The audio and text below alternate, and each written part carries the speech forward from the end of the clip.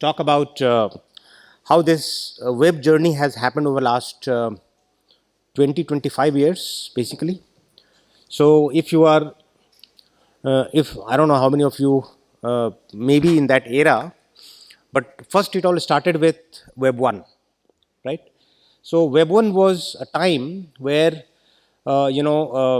it was .com era, basically. What happened that everybody started rushing towards having their own, read-only websites. There was not much possibility of doing transactions on those websites. So it was just one-way traffic. You go and consume the news, you go and consume the information which is being provided, and it was pretty basic and primitive in terms of the technology. That was the Web 1 time when we just went and uh, consumed what has been given to you. But then, of course, and I'll tell you, I have been, I have been witness to some of them, and that itself looked like amazing because people didn't have access to internet itself was a big deal in those days, right?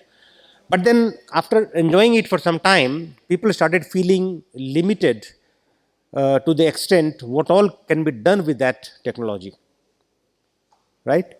And then things started getting changed, and after some time Web 2 came. Now these are all industry standard industry terms. Now Web 3 is all it all started with the blockchain, but then when you look at Web 3 is a next level of evolution in which there are several other technologies they can also come into this at a wider scale. But the basic problem that it is solving, that you should be the prime beneficiary of the content you are creating. That should be in your hand, right? Now that's where the token comes. And we'll have detailed session on all these topics. I'm just trying to give you a precursor before we formally start today. Uh, Now this Web 3 became a game changer. The decisions could be taken by people, as a group. You could go and create your own currency. Now, how exciting it is! And we will talk about it today. In fact, when we start, we'll talk about some of the historical, the journey that money has taken, the finance has taken. Very interesting. I think before we get into blockchain, um, yeah, before we get into blockchain, we definitely need to understand the context, how it started. And in my opinion, technology and